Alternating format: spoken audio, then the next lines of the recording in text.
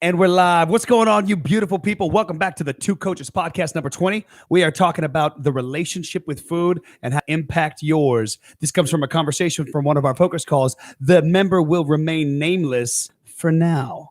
Maybe one day we'll do a reveal. Stay tuned. Let's jump right into it.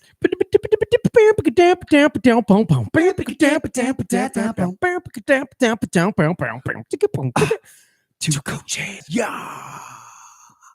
So I can't believe how seamless that intro has gotten. It's amazing. Never the same as the last one. So the relationship with food thing, to give you guys some background, we do focus calls with our members, especially in the beginning. It's super heavy in the beginning because we're trying to establish like a process with people. They get their vision, their goals, they establish a process. So the focus calls are for that. And what happens is the member will talk about what they want to accomplish and what's important to them. And this particular member had a history with Coach Michael, this beautiful guy right here. Oh, and when we were talking, when her and I were talking, oh, see, I'm already revealing details. It's a woman. It's a lady member. I wasn't going to reveal any details, but there you go, you detectives out there. When I was talking with her, she brought up that she wants to improve as one of her goals, her relationship with food. And that blew my mind because we don't ever hear that. We hear, I want to lose X amount of weight, or I want to lose X amount of inches, or I want to fit into X size dress, whatever. But this was specifically about the relationship with food. And it blew my mind. Like I was like visibly shocked by it. And then later on, I found out that you had talked to her and it kind of worked through some of that with her, right? Is that how it went down? When we like back when we both were when you and I were at Gold's, I would have some good conversations with people after the classes, like good. Sure. And it reminded me of like when I worked at the ranch, just we'd be finishing the class or whatever, people would be hanging around before the next class started, boom, we'd get into some good conversation. And then always with the late classes, the ones that have nothing to follow it, right? Or in the early morning when there was a 9 a.m. or whatever, and there was nothing to follow it. Sometimes people would stick around and we ended up talking for, 20, 30, 45 minutes about just health and wellness and life. And it always was the same things coming up. It is always the same exact like personality person coming through. They're like, man, I just really got to get things going. And come New Year's, or hey, next week, or next month. Hey, when y'all doing the challenge again? When y'all doing the challenge again? Right. And it was always the same conversations. And I would remember at the ranch, like everything we did there was the other coach in charge, and then myself. We made up everything. It was all our stuff. The owners of the ranch didn't have really much input. Cheryl, like the front desk, she was all involved. I miss her so much. She was all involved. Hey, Cheryl. How you doing, lady? I know you're watching this right now. So hi. I need to talk to her. I'm gonna reach out to her. But like she, but we had people that helped us through the process, but there was so many individual conversations had. And the one I had with her and have had with others was about food and about all these diets are good and these programs are good. And what is your what do you do right now? What are you eating right now? And what what's the whole what's your whole dynamic with food? I mean, we live in such a I'm not gonna say polarized, but like such a unique world now where everything is covered. All the bases are covered. I think you could say polarized. Yeah, it's just everything's so you can do it pretty everything's safely. so boxed, man. Yeah. Like there's no way that you can look into anywhere else besides yourself. You look everywhere else, the answers are there. You look within yourself, they might not be there. Mm-hmm. And that's the hard part, because you're looking around trying to talk to these people about things, and you're online looking at this meal plan and that meal plan and this person's results and this Instagram person results. And then you're coming to class and you're working your butt off because you used to play college or high school sports or whatever, or maybe you still, intramurals. You love it. Yeah. Well, I mean, even back at like your athletic discipline has been practiced, has been put through the ringer. And it doesn't just go away. You don't get to just be like, oh, I don't know how to do any of that. Like, how you've done it. Your body, maybe it was a long time ago, but your body's done it. The problem is that none of those coaches, including myself back in the day, was having those conversations in the programming daily. It was like spontaneous and like, man, that was good talk. And every now and then it stuck. Right. And people would call me from the ranch and be like, I did this, this, and this. And I'm like, that's so cool. I should do that. I should start eating breakfast more. Yeah, I don't know. But we had spoken before, and that was back when you and I both were doing not a different type of fitness, but just in a different institution of fitness. Yeah. And the problem with it is that, when it's yours and you own it, and it's like, this is what I think is the best. I don't know for sure, but here's what I would advise. Here's my kind of protocol for what I've seen work for people, outside of the realms of, well, when's your fight coming up? Or like, when's your performance? When's your competition? When's your race? When do you plan to go on stage? When you're having a baby? Like, there's some real specific things that you can go about, but most of us are just here and we have a bad relationship with food. Yeah. Yeah. What the sense that I got in my conversation with her was that she had the reason that I got so just floored by that was that statement, like, hey, I want to change my relationship with food. That really implies a lot of thought, a lot of introspection. It's not, oh, I want to get ready for this wedding or I want to get ready for this competition. Those are important goals, sure. And they mean a lot to a lot of people, but they're very easy to identify. When you get down to the nitty gritty and you're like, I want to change the way that I feel after I eat certain meals, that statement implies a lot of other things happening under the surface. That's why I was so blown away by it. And I was like, oh, yes. And so it's hard to get people to that point too sometimes. Yeah. Let's name this person. Let's name her Jurlissa.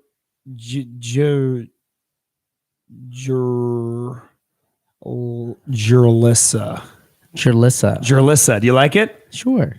You don't like it? Well, it's just I thought you were going somewhere else. I don't. You don't like it? Jurlissa. All right, Jurlissa? Yeah. Yeah. Okay, so Jurlissa, I'm gonna screw this up. I'm gonna name drop her. I know I am. Don't let me do it. We'll bleep your name out if we haven't, just because we haven't had permission to talk about this. Are we live? We're live right now. Oh. Beep. Yeah. So bleep me out. That's on you. Jurlissa. So Jurlissa, she would eat a meal, right? And be okay. A little bit of backstory. Jurlissa had been on a diet for the majority of her life, right? When you're at a caloric deficit for that long, in other words, when you're eating less than your body needs to produce, your body is going to adapt to that. And the way it's going to adapt to that is by just cranking down the metabolism to next to nothing, because the body wants to survive. And if you're saying, hey, body, this is how many calories you're getting, I don't care what you have to say about it, the body's going to say, okay, fine, I'll just use less. And that is done through the metabolism, and that's when your metabolic rate goes down. So when you stay in a caloric deficit for a really, really, really, really long time, your body adapts in that way. So this has happened to what did we name her? I already forgot it. Jurlissa, thank you. So this happened to you Jurlissa. Don't even care about her. The fake name I made? Yeah. So this had happened.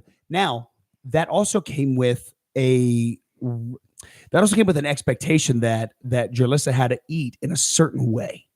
And if she wasn't eating in that certain way, she was doing something wrong. She was doing something that was outside of what was going to be good for her.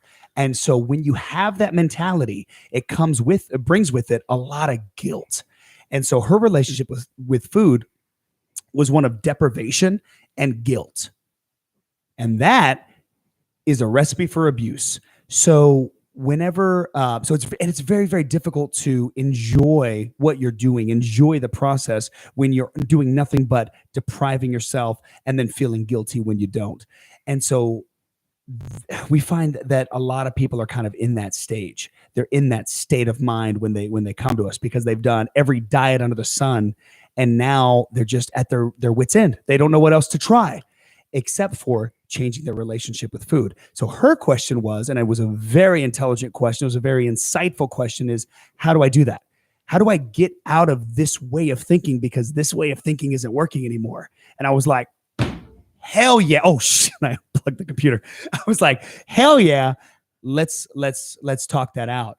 So now you tell me what you think, because I haven't told you about our conversation yet. Yeah. So what I told her was you need to identify what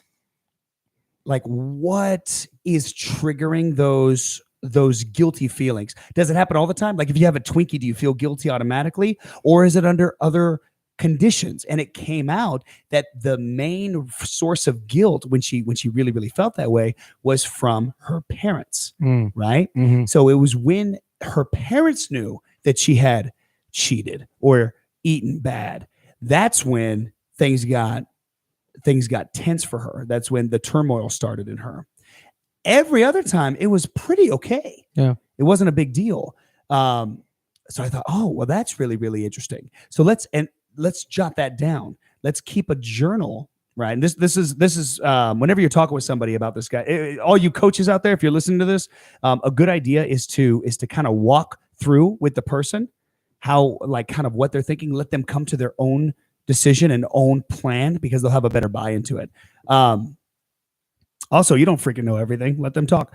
So when we were kind of going through that process, we came to the idea that we were going to keep a journal and have our food index. That does a lot of things from just a data standpoint. It's good to have that info. But specifically on the days that we called F-up days, what were the circumstances and how did you feel? And that backed up the idea that the guilty feelings were when specifically the parents knew about it. Mm. And that came from a long other stuff that's way outside my scope. And so then the goal became, how do we lower that guilt index? We have, every time you have let's say you have one cheat meal a week, right? Bad food a week. If you felt guilty, that's a point. Every week that you go down, if you felt guilty during your cheat meal that week, then that is 1 towards the guilt index. Every month, you're going to try to lower it. Let's say 4 weeks, right? Yeah. You have a guilt index of 4. If you feel guilty every single time, every month you try to lower it by more. So that was the plan that we came up with, and it's paid off already in tremendous dividends. Just I think from the mindfulness of it. So anyway, that was where we landed. What do you think of that? What do you think of that for, like, changing the perspective and relationship with food, just kind of on the whole? What do you think? Yeah, people have to realize, I think, that the practicality of these approaches are, in essence, are real simplistic. Like, it's not you're not recreating the wheel, you're not reinventing the wheel. You're literally putting into practice. You're practicing something, and if you want to get better at it, it's going to take practice. Regardless of virtuosos and people who are just like born into this world with incredible gifts, which I've met some people that I'm just like, man, you don't even try. Yeah. Whether it's fitness or not, I'm just like, yeah, this is just what you were meant to do. Like, yeah. Till the day you die. And they're cool with it. Like, that's what they're like, yeah, this is what I do. Yeah. And you see it a lot on bigger, broader spectrums, professional level spectrums, when it comes to noticeable applications of like purposeful practice, right? But for us normals, for us people just trying to be a little better, that's such a big thing that sometimes people who seemingly have all these things put together and they have these practices that they do and they try and they do all these things may not even have this pillar under control themselves. Right. Like, their relationship with food might be whack, which is why you see people, coming out on social media is so big these days. So that's where a lot of people live their lives, I think. So culturally, the influence is so heavy, and you see this awesome so-and-so who's like, I struggle with food. And everyone's like, oh, me too. Yeah. But they've also been following this person up until that point, following their diet plans or their meal plans or their workout programs or what they do on a daily basis. Holy shit. Because they're so influential. Yeah. Come to terms when reality strikes and they want, and maybe it's for clout or whatever, but they decided to put their info out there in the world. Now all these people who are seeing this thing is like, whoa. And that's just one aspect of it. The only reason I say that is because I have a lot of like nieces and nephews, and the youngest is just born recently, on the way, and the oldest is like 13. Wow. such a huge spectrum, but still such a small age group. Yeah. And so many different personalities, and yet the advancements in our technology have had them, they're just different kids. So I imagine 5 years from me, 5 years younger than us, 10 years younger than us, and older, we all hit at these different levels, but we deal with the same things. Right. And I think if you're coming to terms and you're like, I want to fix my relationship with food, it's going to take some practical application. It's going to take some actual practice. What can we do?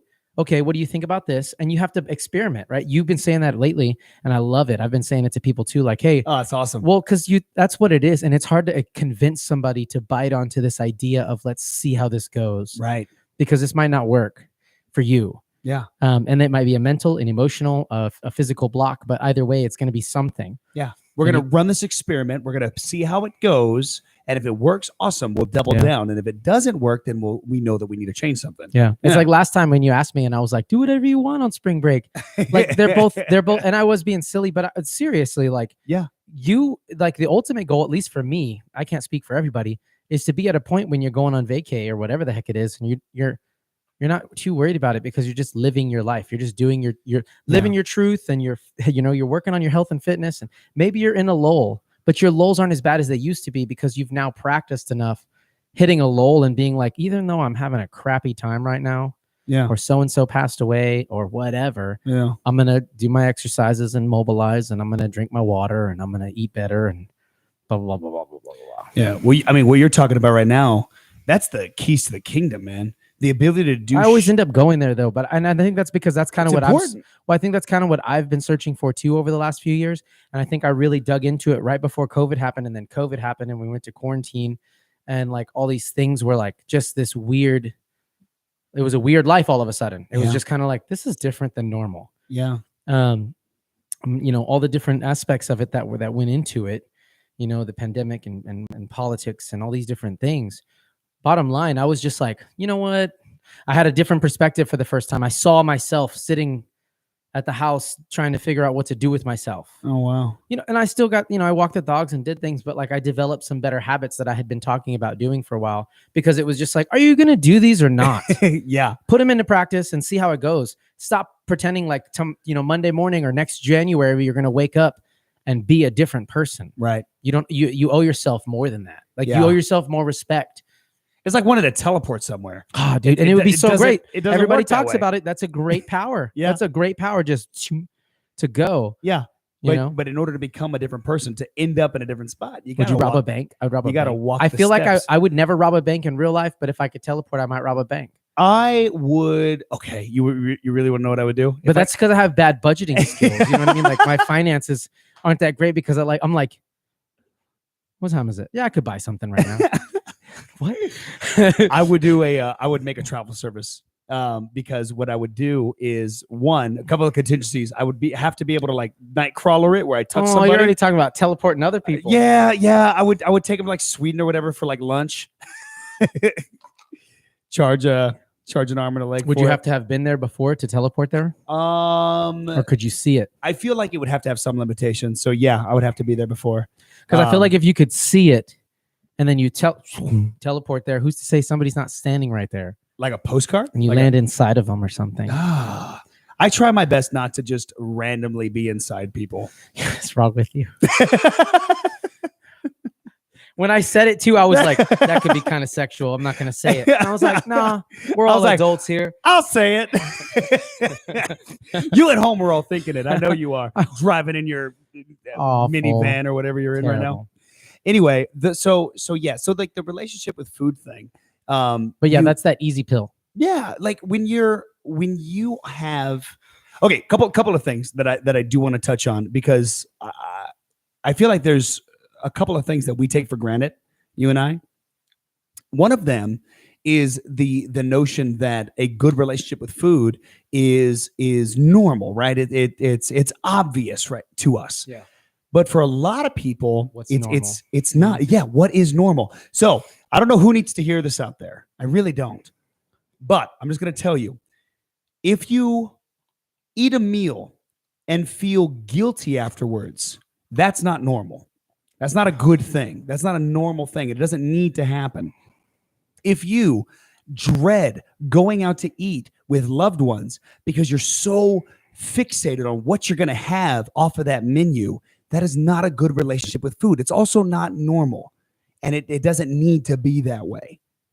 So if that's your reality right now, if that's where you're at and what you're living in, that means that you probably, more likely than not, have a bad relationship with food. Food is tied to who you are emotionally, and it has more control over you in your mental state than it needs to have. Yeah. There is a place that you can get to where you realize that food is just energy. It's what you put into your body to fuel it. And when you look at it in that way, food suddenly loses all of its moral stance. There is no good food or bad food. It's just food. And if you eat really good nutrient food in I shouldn't even say good anymore. If you eat really high nutrient food, then you're gonna get a good bang for your buck. And if you eat a lot of really tasty but ultimately non-nutritious food, like a lot of sugars and fats, that kind of thing, then you're gonna have the enjoyment factor of taste, but not a whole lot of nutrients for the body. Yeah. And both of those have merit. There are some times where you just want a candy, and that's all right. It's not necessarily a bad thing. But if all you eat is candy or all you eat is junk food, then your body is going to suffer from that because you're imbalanced. You're not optimized. But that doesn't make the food bad. It just means that your balance is off. That's it. Yeah. So if you're in that spot where you are emotionally tied to what you're eating, the very first, I won't say this because it's not an absolute truth, but a really good place to start experimenting is changing the mentality that you have around your meals. Because any diet that you do, anything that you kind of, put onto yourself to change that is going to be put through that filter. It's one of those things where everything that you do is going to be put through that lens. And if you don't have a good lens, then everything's going to be tainted right out of the gate. Mm. So change your relationship with food is a really good place to start just in general, if you feel those things where you're emotionally tied to it. It's like doing a jump shot in basketball. What do you mean? You play basketball? Yeah. So like I'm short, but I was stronger than a lot of the people I played with. Everybody? No, there was some strong dudes in there, some big dudes. But I would play post with the other like tall people. Uh-huh. So I would just like, back it up in there. But you would just back it up in there. People would be like, what the heck? And they couldn't move you because you were just kind of posting them out. You just throw that big ass left cheek in big old there. left cheek. Bam. They're like, you deserve both barrels. They're either gonna fold, they're either gonna fold in half or they're gonna scoop back. And then you have 1 foot to choose from, and once you pick it, that's it. Right. But you can still pivot, and you can take it, you can take a left, you can move back this way, you can come back together, you can go, you can move that 1 foot around, but one of them's kind of glued in place. You know what I'm talking about? Otherwise it's a double dribble. Yeah, I'm with you. Yeah. Or traveling. Yeah. Double dribble would be you picking it up, right? And then putting it up and then dribbling again. Or dribbling with both hands. There's a lot of variations for it. Either way, you got to get it in the basket. And that's kind of the thing. Like, I think there's so much extremes on this whole topic. There's so many extremes. And that's where we live. A majority of us live in extremes. So we're doing, all bad. And we tell ourselves we're trying or whatever. And we're doing all bad. And so then we 180 into all good. We cold turkey it. We stop eating this. We stop eating sugar. We stop eating carbs. Hey, what do you think about this? I'm going to stop eating no bread, no tortillas, no sugar, no butter, no fats, nothing like that. I'm going to do that. What do you think for like 6 weeks? I'm like, great. That's awesome. Like, what is that? Do you eat a lot of those things already? Like, is that all you're eating? What are you eating right now that makes you feel you need to stop eating tortillas, bread, carbs, and sugar? Right. Like, what is that? There's something there. So there's something out of whack there. So a lot of us were like, we live in these extremes. So we're like, man, I'm really trying to lose weight. And you're crawling out of the gym, all beat up, all badass, getting as much sleep as possible, drinking a gallon of water. And you're just like, I got to get my food together. But really, like in all, you're really only doing like 1 day out of the week, right? Cumulatively over the week in different days where it's like pretty good. Like you had yogurt and some whatever and granola or whatever for lunch, a snack. Holy then crap. you didn't eat until 6 p.m. and y'all went to Rudy's or whatever.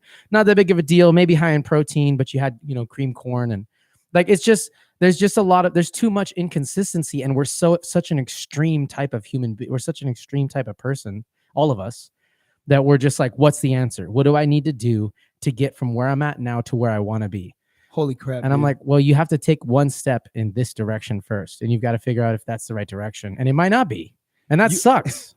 You just summed up like 90% of our members' problems. Oh yeah. You realize that? I think it's too This idea that we are in two extremes. You're either all good or you're all bad. yeah. That's a really, really dangerous place to be mental wise. And we talked about it last time, but giving yourself credit where credit is due, right, but not giving yourself leeway, especially if you're the type of person that wants to be more disciplined and wants to practice these good habits. And you're like, I want to live like this. I want people to see me this way, whatever the case may be, whatever drives you to this end goal, whatever has helped you build this process towards this vision that is seemingly so important to you. Before you die, you've got to be X. Right. It's got to make sense. It's got to be meaningful to you. It's got to be something that's going to allow you to be like, yeah, this is what I am doing. As opposed to like, what should I do? And that's not to say that you don't get help. It's not to say that you don't need help or get guidance from a trainer or a nutritionist or a program or whatever. Yeah. It just means that you have to be real with yourself. Like, what are you doing? What's the whole thing that you're doing here? And then even more, and then if you get more specific with it, it's probably, take a step back and look at what you're doing, because it might be that you genuinely you want to kick ass at Spartan races and you don't want to stop. God, and that's just like a fire that has ignited and you never thought of it before, but now that's where you're at. Okay, so let's optimize that way. Be careful, be smart, stretch, make sure that you get plenty of rest still, and kick Spartan races asses until you don't want to do them anymore. Right. Like that's what this whole thing is about. And I think fitness is such a skewed,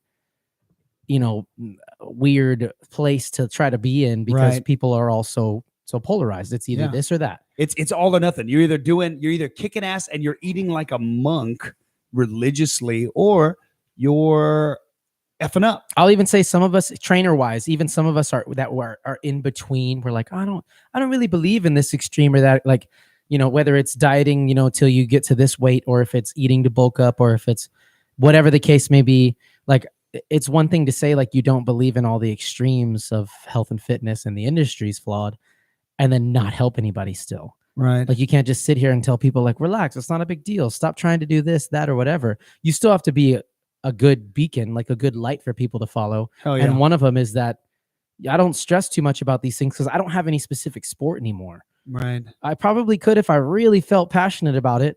And I think I tried to convince myself that it was like, I don't care. Of course I love to be competitive and I love doing these things. But my path has led me to a point now where I don't see myself getting on stage anytime soon. I don't see myself competing in a comp anytime soon, doing a Spartan race. But I would really like to be able to just kick ass with my nieces and nephews and my kids one day, and my grandkids, hopefully. Like there's a big future in line if I get to live that long, and it requires health and wellness, and that requires discipline. All right. So, okay. So what would you say to me? Like if I came to you and you're my coach now and you're like, hey man, what do you want to do? And I said, I want to fix my relationship with food right now. Yeah. Whenever I eat fast food, I go home and it keeps me up at night. I feel awful. I feel guilty. I feel like I'm screwing up. Yeah. And then that jacks me up for like 3 or 4 days afterwards. I'm like, well, forget it. I'm done. I already had the Wendy's. I suck. Yeah. And then I'm just for the rest of the weekend, I'm off. And then on Monday, I got to go back and pick up the pieces. And I'm like, well, you know what? I didn't really mean it. I can do it again. So I'm your client. And I tell you that. What is your advice to me? What would you tell me with that mindset currently? So the biggest thing, and I think I've used it before, is trying to figure out exactly like put some tangibility to this idea that you have about yourself. Okay. Right. We've got to actually figure out, and no BS between the two of us. Like, we've got to figure out, where are you currently in this relationship with food, or where do you think you are at least? Right. So what is it? How many times are you actually eating fast food every day or every week?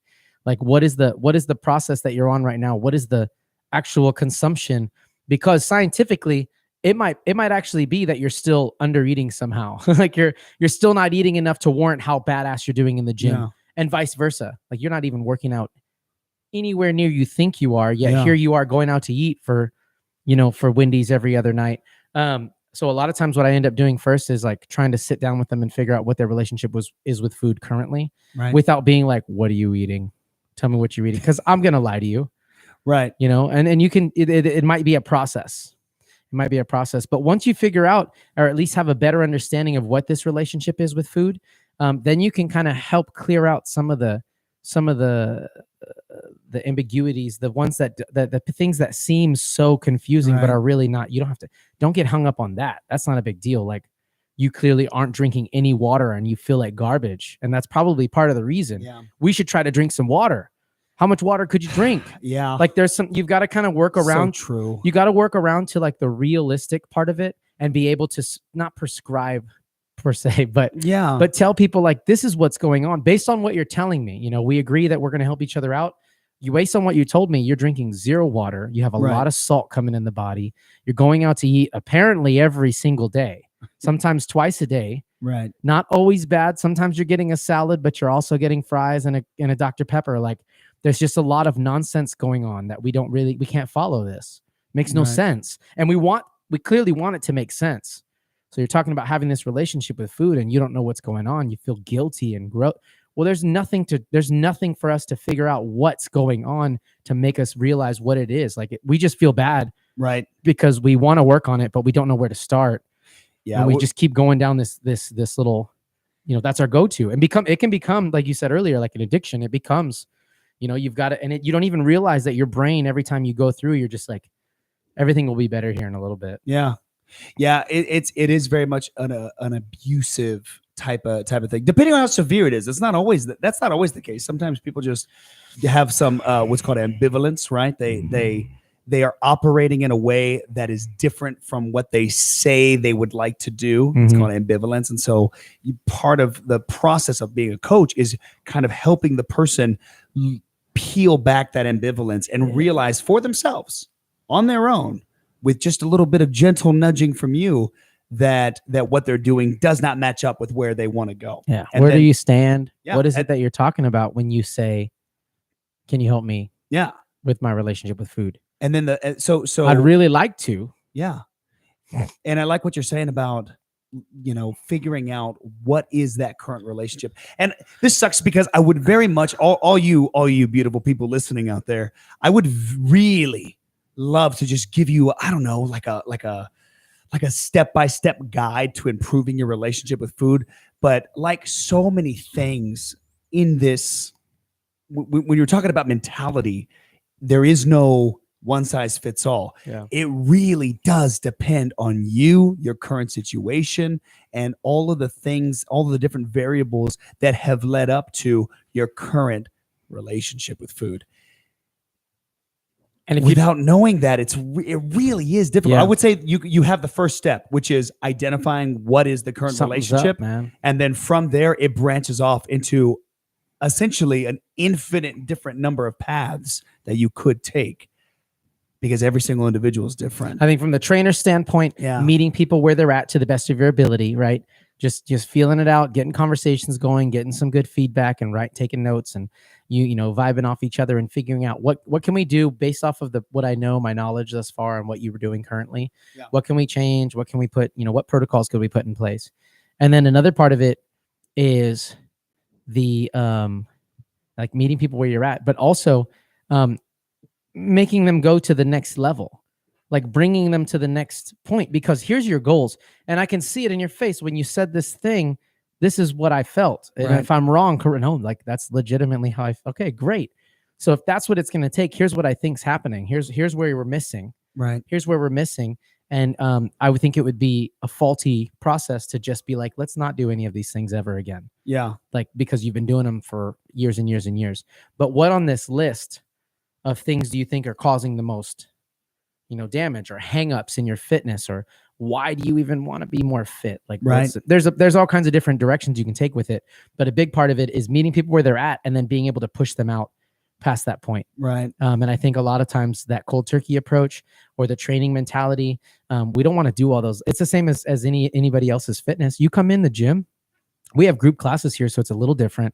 And we can still individualize by coming over to you in a private setting and be like, in the group, come over and be like, hey, you should do it. Do this for me. Try this exercise. Is that good? Here's why I want you to do this, blah, blah, blah. And they're still working the same muscles. It's just safer because this is where they need to be doing based on their balance, their fitness, their strength, their whatever the heck it is. Right. And that's hard to do in a group setting, but you can do it. It feels uncomfortable at first, especially if you're like, all right, guys, hold up. If you look over here, so-and-so is doing it like this, and that's because they can't. Like, what are you doing? Like, obviously that's not your approach. But if you can kind of blend your workouts like that, if you can blend your group classes like that, the individual conversations make more sense. Right. When you go from give me what you got, let's go, get it, boom, bam.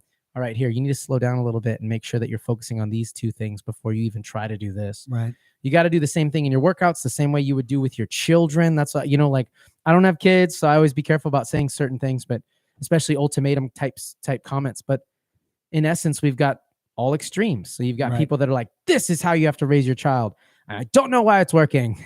And I don't know why it's not working. Yeah. And then they ask for help and they're like, that's dumb. I'm never doing that. Like, Yeah. you've got to play around with it. You've got to experiment. Everybody's their own individual thing that we've got going on. And food is it's played such a weird role. I mean, think about how food has changed just in the last like 10, 20 years. Oh, yeah. It's crazy. Oh, yeah. The access to like really cheap, non-nutritious food that is very fattening and addictive is so much higher than it was just even, like you said, 20 years ago. Lifestyle, because, and I know we barely got to use them, but you've got people literally rushing on an empty tank, trying to get to the corner so they can make a phone call on a payphone to call somebody to bring them a gas tank to maybe put some gas in there if they're not off shift or, if they're not already left for work. And now we still are in those same situations, but we have a cell phone and we could call them at any time of the day.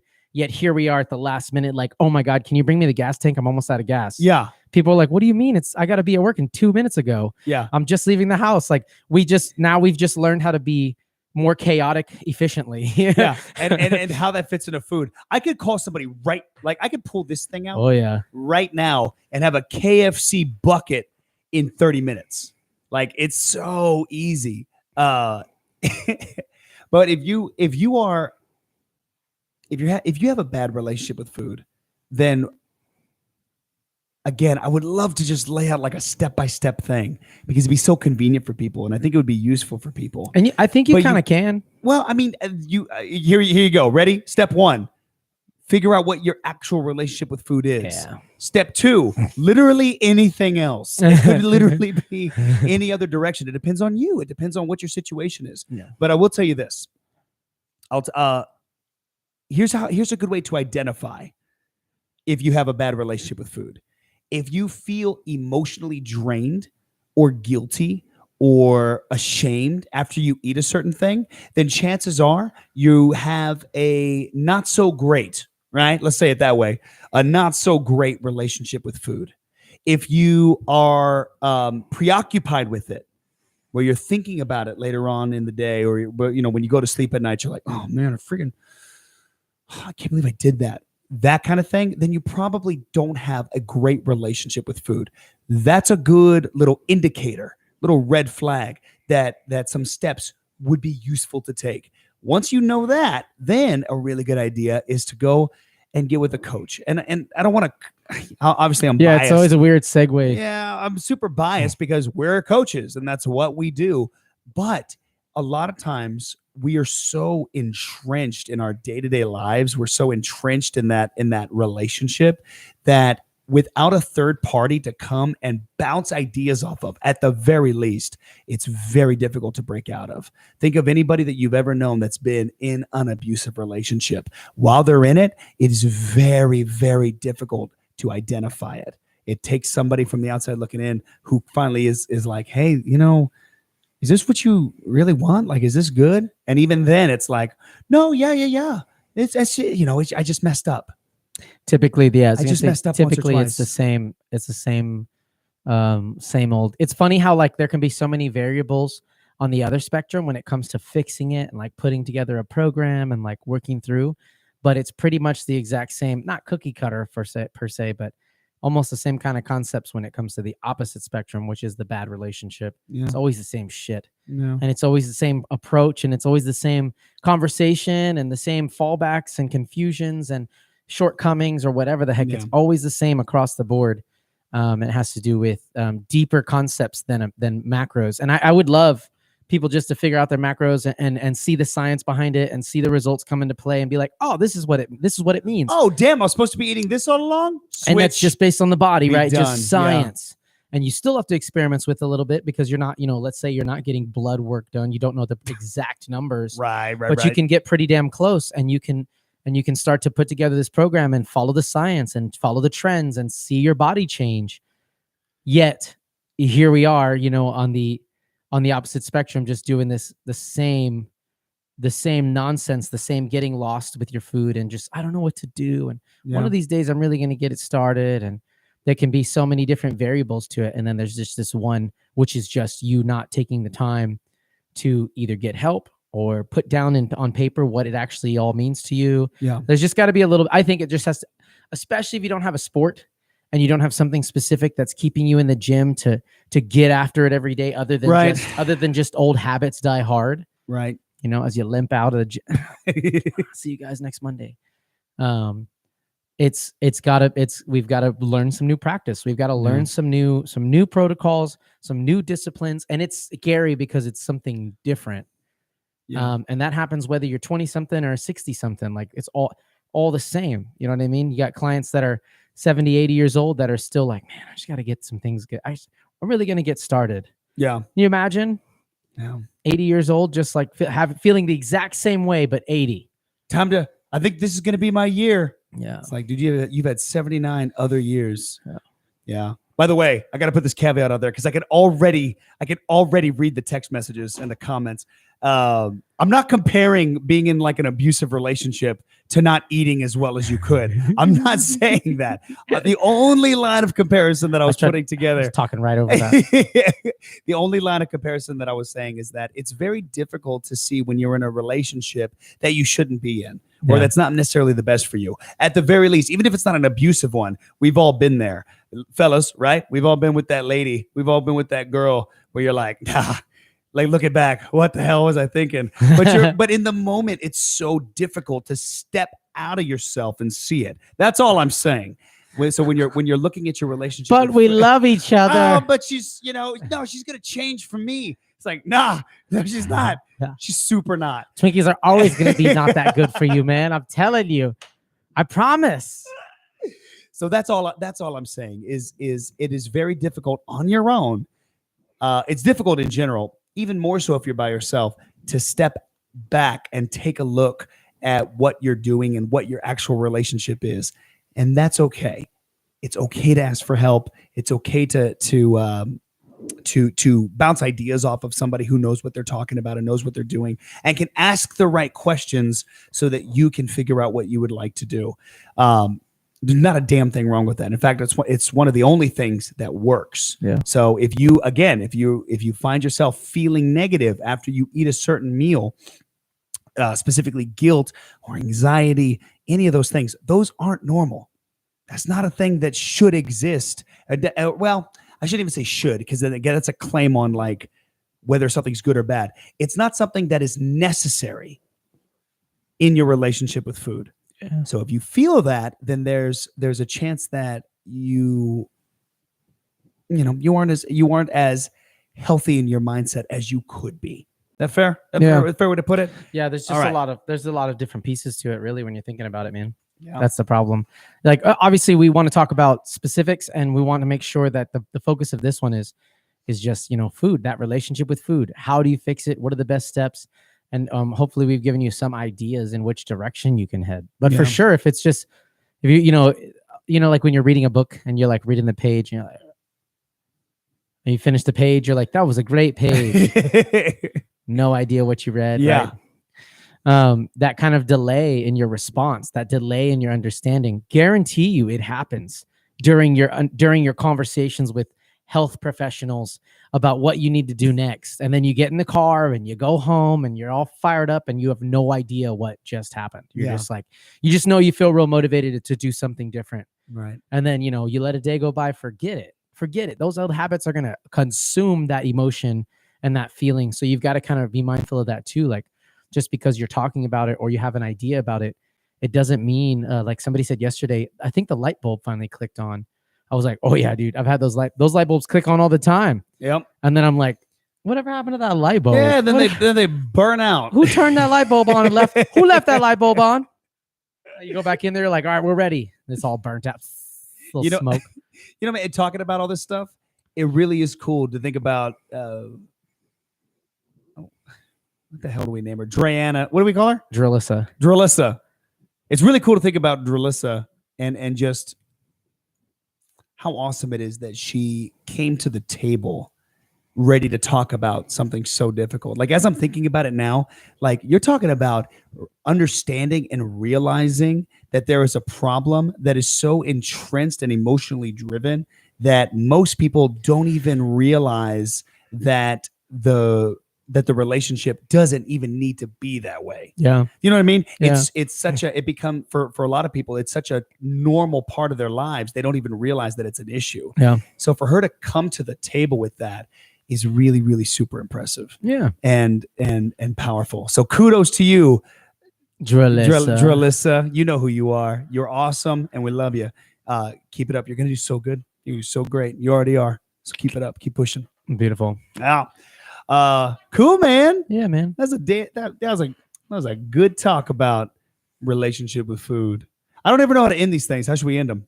Well, so basically, if you have if you're having those issues, or if that's something that you maybe can relate, or if it's something you want to chime ideas off of, or if you have input, if you have something that's just this whole conversation, you're just like, listen, this is what you guys need to think, or this is what you guys need to say. You guys are a bunch of idiots. This is the answer. Whatever the case is, like that's something that I think, as far as this point and this far along in my training, you know, Yeah. I've learned, I know my style now, Yeah. and my style is to tell you, like, if you're there listening, and you have this idea of what could work, or your experience dictates that you share, like, what are you doing? Let me know. Like, call, reach out, let's connect, comment on the videos or whatever, you know, and let's try not to have another stagnant year where, you know, obviously anything and everything could possibly happen. And then there Yeah. you are trying to figure out what to do next. Like, let's go ahead and move forward with it and kind of progress this, I think this very apparent trend that I think has been happening with health and fitness over the last couple of years. Hell yeah. I think the last 4 or 5 years, really. And it was a lot quieter. And now I think it's becoming louder. And I think we're able to stifle the voices that are like, nah, this is fitness. Right. Nobody knows Right. what fitness is. They just know how good they feel about how other people see them. Or maybe they have a badass program, but it doesn't fit a small percentage.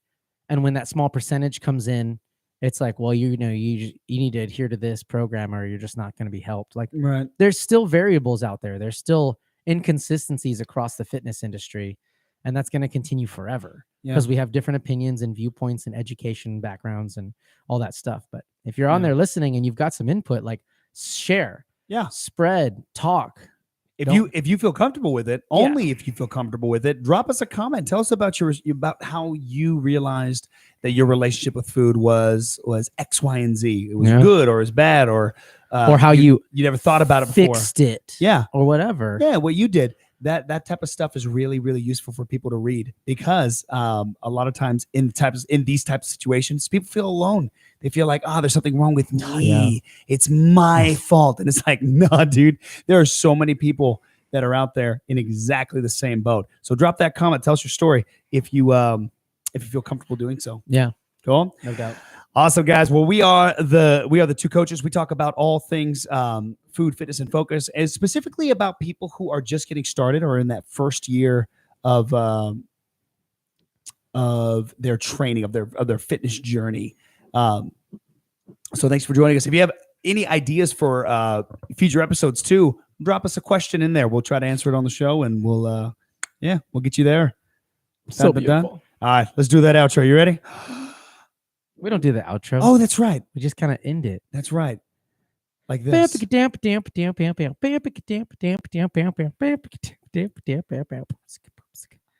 to black.